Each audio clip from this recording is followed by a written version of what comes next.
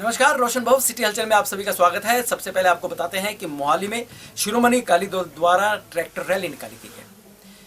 यह tractor rally Shiromani Akali Dal के अध्यक्ष सुखबीर सिंह बादल के नेतृत्व में निकाली गई।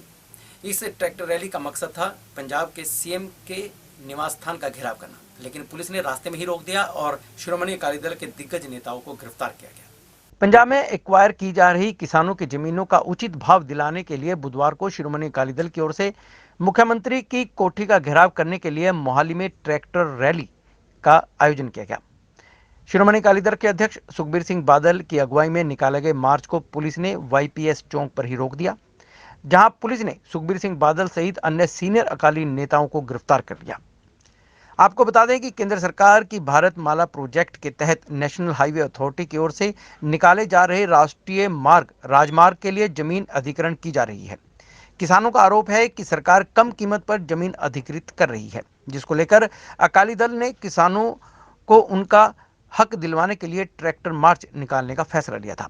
इससे पहले सुखबीर सिंह बादल ने विक्रमजीत सिंह मजीठिया समेत अन्य पार्टी पदाधिकारियों ने फेज 8 स्थित ऐतिहासिक गुरुद्वारा अम्बसाही में माथा टेका, जिसके बाद किसानों को जमीनों का उचित मुआवजा दिलाने के लिए ट्रैक्टर मार्च निकाला गया। यह मार्च मुख्यमंत्री आवास को घेरने के लिए चंडीगढ़ की ओर रवाना हुआ, लेकिन मोहाली पुलिस ने अकाली नेताओं को और कार्यकर्ताओं को वाईपीएस चौक के पास ही रोक लिया। इस दौरान अकाली वर्कर वहीं पर सड़क पर बैठ गए और नारेबाजी शुरू कर दी। इस दौरान शिरोमणि अकाली दल के नेताओं और अकाली वर्करों व लोगों को संबोधित करते हुए अकाली नेताओं ने सरकार की नीतियों को जमकर कोसा। अकाली नेताओं ने गिरफ्तारियां दी। नेताओं को पकड़कर मोहाली पुलिस मटोर थाने ले गई, जहां उन्हें बाद में छोड़ा गया। अपने संबोधन में सुखबीर सिंह बादल ने कहा कि कांग्रेस की कुर्सी की लड़ाई चल रही है, ना कि पंजाब को बचाने की। बादल ने कहा कि जब पंजाब में अकाली सरकार बनेगी तो किसानों को अधिग्रहण की जमीन का उचित भाव दिया जाएगा। उन्होंने कहा कि पंजाब में कांग्रेस की सरकार नहीं आनी चाहिए, क्योंकि ये पंजाब के लिए खतरा व किसानों के लिए और ज्यादा खतरा है। इस दौरान विक्रमजीत सिंह मजीठिया ने नवजोत सिंह सिद्धू पर जमकर जुबानी हमला बोला। मजीठिया ने कहा कि आग कांग्रेस में लगी है और फायर ब्रिगेड की गाड़ियां अकाली वर्करों के लिए खड़ी कर दी गई हैं। इनको कांग्रेस दफ्तर भेजो, वहां जाकर आग बुझाने का काम यह गाड़ियां कर सकती हैं। वहां आग काबू में नहीं आ रही। मजीठिया ने कहा कि हमारे लिए पुलिस का इतना बंदोबस्त कर दिया गया है, हम तो किसानों की बात करने आए हैं। जो भाग रहा है ठोको ताली, उसको जरा घेर कर दिखाओ। इससे पहले यूथ अकाली नेता परमहंस बंटी रोमाणा ने कहा कि 9 माह से किसान रोड संघर्ष कमेटी की अगुवाई में संघर्ष कर किसानों के हक में अकाली दल ने आवाज बुलंद करने के लिए मार्च निकाला है। इस दौरान बंटी रोमाणा ने नवजोत सिंह सिद्धू और कांग्रेस पर भी तंज कसे। पंजाब कांग्रेस में उठापटक के बावजूद पंजाब के मुख्यमंत्री चरणजीत सिंह चन्नी ने कैबिनेट की बैठक बुलाई। कई वायदे किए गए, कई प्रस्तावों को पारित किया गया। इसके बाद प्रेस कॉन्फ्रेंस हुई और प्रेस कॉन्फ्रेंस के माध्यम से चरणजीत सिंह चन्नी ने कई लुभावनी बातें बताई, कई प्रस्ताव और पंजाब की जनता के लिए कई घोषणाएं भी की। नवजोत सिंह सिद्धू के इस्तीफे के बाद पंजाब कांग्रेस में शुरू हुई राजनीतिक हलचल के बीच बुधवार को पंजाब के मुख्यमंत्री चरणजीत सिंह चन्नी ने कैबिनेट की बैठक ली। इसमें बिजली बिल को लेकर पंजाब सरकार ने बड़ा फैसला लिया है। इसके बाद चन्नी ने प्रेस कॉन्फ्रेंस को भी संबोधित किया। मुख्यमंत्री ने ऐलान किया है कि पंजाब सरकार उन 53 लाख परिवारों को बिलों का भुगतान करेगी जो खुद बिल नहीं भर सकते। 75 से 80% उपभोक्ता 2 किलोवाट श्रेणी के अंतर्गत आते हैं। उनके पिछले बिल को ध्यान में रखा जाएगा।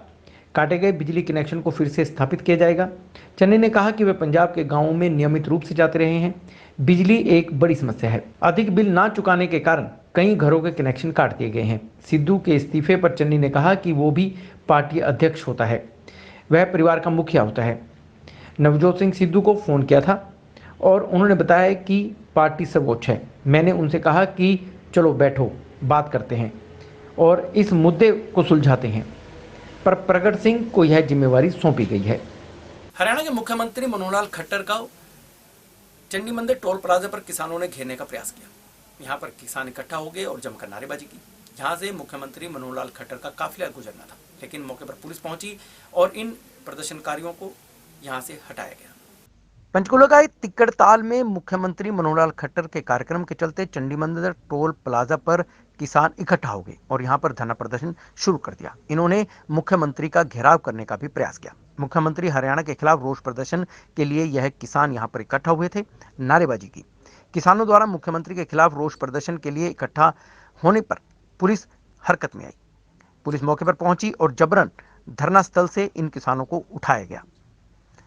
यहां पर भारी पुलिस बल को तैनात कर दिया गया। पंचकुला पुलिस द्वारा प्रदर्शन कर रहे किसानों को हिरासत में लिया गया और उन्हें बाद में छोड़ दिया गया। हरियाणा के मुख्यमंत्री ने पंचकुला के सेक्टर 1 स्थित रेड बिशप से पर्यटक को बढ़ावा देने के लिए कई योजनाओं की शुरुआत की है। इसके साथ ही टिक्करताल में एडवेंचर स्पोर्ट्स की भी शुरुआत की गई है। हरियाणा के मुख्यमंत्री मनोहर लाल खट्टर पंचकुला पहुंचे और सेक्टर 1 स्थित होटल रेड बिशप में टूरिस्ट फैसिलिटेशन सेंटर की आधारशिला रखी। इस अवसर पर उन्होंने सिटी टूर बस सर्विसेज सैनिक टूर पैकेज को हरी झंडी दिखाकर रवाना भी किया। इसके उपरांत मनोहर लाल खट्टर ने पंचकुला के मोरनी हिल टिक्करताल में एडवेंचर स्पोर्ट्स की पट्टिका का अनावरण किया और साथ ही एडवेंचर स्पोर्ट्स गतिविधियों का शुभारंभ किया। इस मौके पर उनके साथ हरियाणा विधानसभा के अध्यक्ष ज्ञानचंद गुप्ता, हरियाणा पर्यटन विभाग चेयरमैन रणधीर गौलन, अंबाला से सांसद रतनलाल कटारिया, पंचकुला मेयर कुलभूषण गोयल, वरिष्ठ भाजपा नेता तंतो कटारिया सहित कई पदाधिकारी व प्रशासनिक लोग भी शामिल थे। हरियाणा के मुख्यमंत्री ने पंचकुला के सेक्टर 1 स्थित बिशप होटल में टूरिस्ट फैसिलिटेशन सेंटर की आधारशिला रखी। यह सिटी बस सप्ताह में 2 दिन सिटी टूर बस सर्विस देगी। पंचकुला के दर्शनीय स्थलों के साथ साथ धार्मिक स्थलों को भी कवर किया जाएगा। मनोहर लाल खट्टर ने मॉर्निंग में स्थित टिक्करताल में एडवेंचर स्पोर्ट्स की पट्टिका का अनावरण भी किया। दिल्ली के मुख्यमंत्री अरविंद केजरीवाल 2 दिन के पंजाब दौरे पर पहुंचे। यहां पर एयरपोर्ट पर आम आदमी पार्टी के कार्यकर्ताओं और नेताओं ने उनका भव्य स्वागत किया। पत्रकारों के साथ बातचीत करते हुए कई मुद्दों पर केजरीवाल ने अपने विचार व्यक्त किए। दिल्ली के मुख्यमंत्री अरविंद केजरीवाल 2 दिन के पंजाब दौरे पर पंजाब पहुंचे, जहां लुधियाना में व्यापारियों के साथ इन्होंने बैठक की, कई घोषणाएं की। इससे पहले केजरीवाल मोहाली एयरपोर्ट पहुंचे, जहां पर आम आदमी पार्टी के पदाधिकारियों और कार्यकर्ताओं ने केजरीवाल का भव्य स्वागत किया। एयरपोर्ट पर पत्रकारों के साथ बातचीत करते हुए अरविंद केजरीवाल ने पंजाब में मौजूदा राजनीतिक संकट पर अफसोस व्यक्त करते हुए कहा कि पंजाब में किस तरह से राजनीतिक माहौल है और राजनीतिक अस्थिरता बनी हुई है, जो कि एक दुर्भाग्यपूर्ण है। पंजाब में सत्ता की लड़ाई चल रही है। लोगों को समझ नहीं आ रहा कि वे अपनी समस्याएं लेकर किसके पास जाएं। सरकार को एक तमाशा बनाकर रख दिया गया है। केजरीवाल ने कहा कि आम आदमी पार्टी ही पंजाब को एक स्थिर और ईमानदार सरकार दे सकती है। 4 महीने बाद पंजाब में चुनाव होंगे, जिसके बाद आम आदमी पार्टी पंजाब को एक स्थिर सरकार देगी।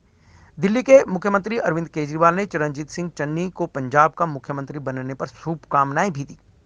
केजरीवाल ने कहा कि वह चाहते हैं कि पंजाब का विकास हो और पंजाब प्रगति के पथ पर आगे बढ़े। उन्होंने कहा कि पंजाब के लोग सबसे पहले 5 चीजें मांग रहे हैं, जिन पर चरणजीत सिंह चन्नी तुरंत कार्रवाई करनी चाहिए। उन्होंने कहा कि आरोप लग रहे हैं कि मंत्रिमंडल में दागी मंत्री शामिल किए गए हैं, जबकि दागी अफसरों को अच्छी पोस्ट पर बिठाया गया है, उन्हें तुरंत हटाया जाना चाहिए। इसके अलावा बरगाड़ी मामले, बेअदबी मामले को लेकर आरोपियों पर कार्रवाई होनी चाहिए। इसके अलावा कैप्टन अमरिंदर सिंह ने जो वायदे किए थे, चन्नी उन्हें तुरंत पूरा करें। किसानों का कर्ज माफ करें, जबकि बिजली समझौते भी जल्द रद्द होने चाहिए। अरविंद केजरीवाल ने कहा कि चरणजीत सिंह चन्नी के पास अभी 4 माह बाकी हैं, जबकि उन्होंने पहले ही 49 दिनों में ही पानी फ्री कर दिया था और दिल्ली में भ्रष्टाचार खत्म करने का प्रयास किया था। जब वह 50 दिनों के लगभग में इतने काम कर सकते हैं, फिर चन्नी के पास तो पूरे 4 महीने पड़े हैं। पंजाब में सीएम के फेस को लेकर अरविंद केजरीवाल ने कहा कि पंजाब को ऐसा सीएम फेस देंगे जिस पर पूरे पंजाब को गर्व होगा। पंजाब कांग्रेस में उठापटक के बावजूद कई राजनीतिक दलों ने अपना बयान जारी किया। राजनीतिक दल सामने आए। ज्यादातर का यही कहना था कि कांग्रेस में हो रही उठापटक मुख्य तौर पर कुर्सी के लिए, सत्ता के लिए लड़ाई मात्र है। सरदार नवजोत सिंह सिद्धू साहब के इस्तीफे के बाद एक बार फिर से पंजाब अपने आप को अपमानित महसूस कर रहा है, शर्मिंदा महसूस कर रहा है।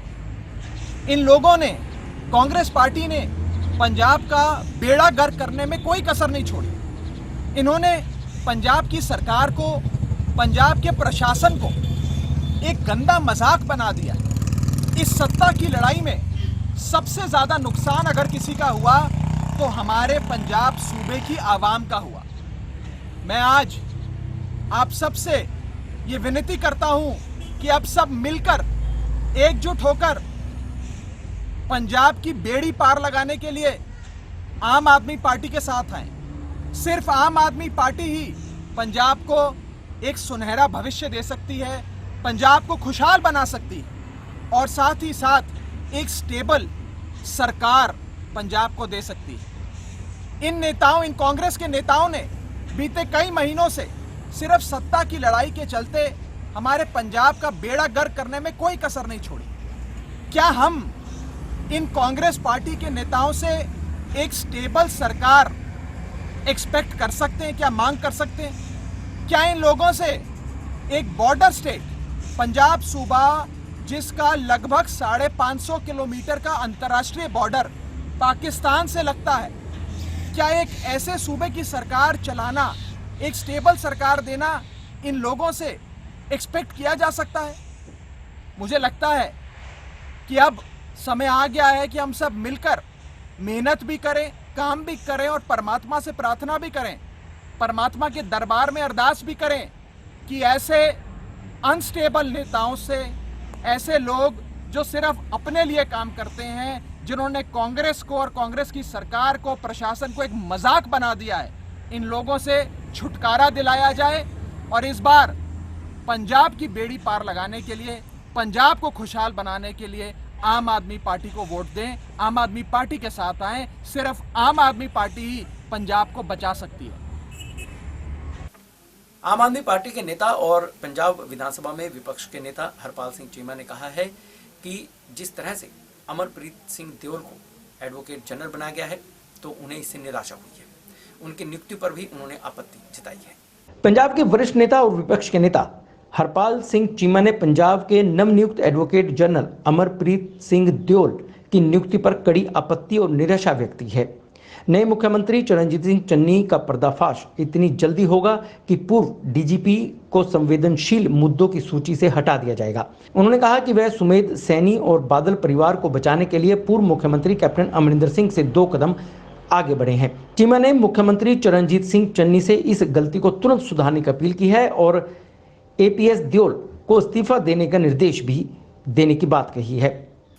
पंचकुला में नकली चाय पत्ती बनाने का एक भंडाफोड़ हुआ है।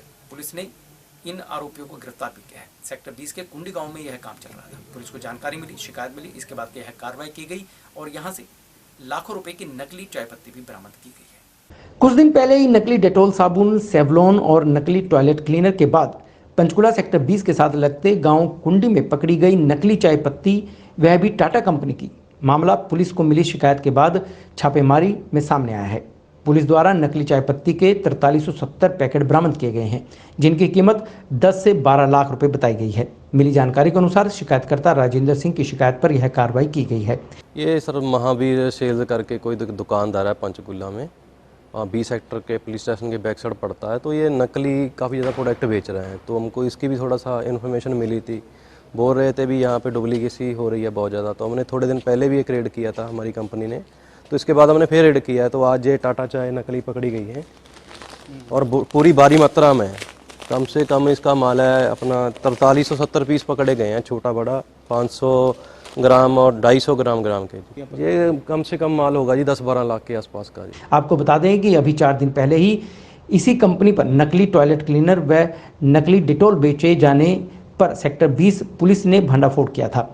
नकली चाय पत्ती बेचने और लोगों की सेहत व पैसों की बड़ी चपत इससे लगाई जा रही थी, तो टाटा कंपनी को भी बड़ी चपत इससे लग रही थी।